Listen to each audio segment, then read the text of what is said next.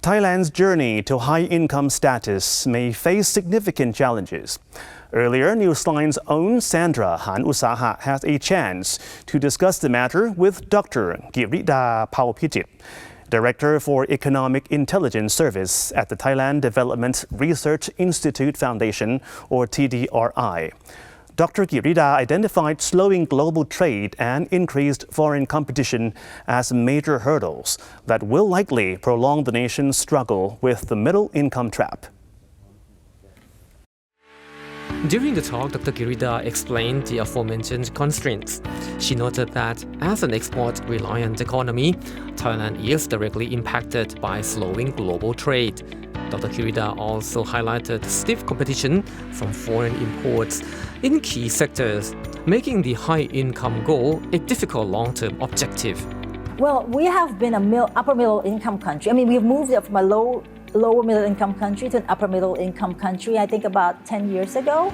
And we're still in the middle income, we're in upper middle income right now. Mm-hmm. And I think the move towards a high income, will be more difficult at the moment. Because I mean, as you grow, eventually you become high income. But if you grow slow, it means it's just going to take you many, many more years before you get to the income per head or income per person level that qualifies a country for a high income. Because that's a definition of high income. How far away do you think we are? Well, we're still pretty far away. We're still pretty far away because I think for the moment, if I remember the figures correctly, to be a high-income country by the World Bank categorization, I think the income per person per year would have to be over $20,000 right, per person per year.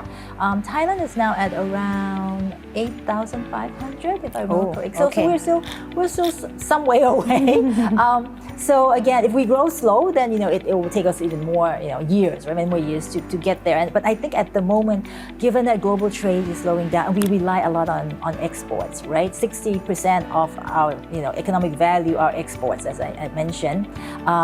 It will make Thailand grow slower, right? That's one thing. But the other thing is we're also facing a lot more competition now, right? Given that many countries cannot sell to the U.S. market, they're selling it to Thailand as well. So we're facing competition on steel, on petrochemicals, on textiles, not only from China but also from other countries as well, right? That want to export to us because their products are high quality and they're cheaper than those that are produced in Thailand. So it will definitely affect our manufacturing growth going forward as well. In addition, Dr. Kirida advised that individuals should focus on personal resilience to navigate the economic uncertainty and the reality of an aging society. She stressed the importance of diversification for the general public. She recommended that people upgrade their professional abilities, especially digital skills, and aim to develop multiple income streams. That's right, because we're also aging.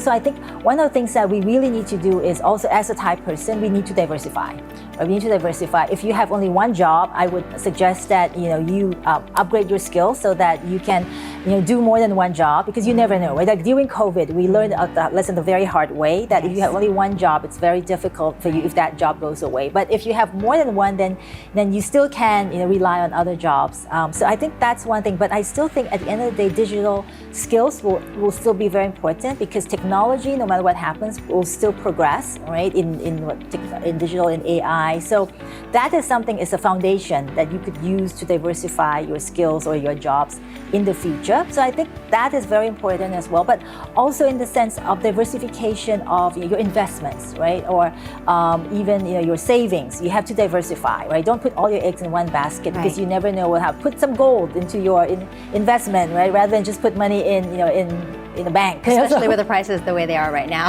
Right. And with lots of uncertainties, it's always good to have some gold in your portfolio as a cushion, maybe 5%, right? And do diversify. Don't only invest in the Thai market. Invest also in markets abroad as well. Meaning you can buy mutual funds that invest abroad as well, right? So these are like investments / savings as well. So I think it's important for you to diversify in terms of markets as well.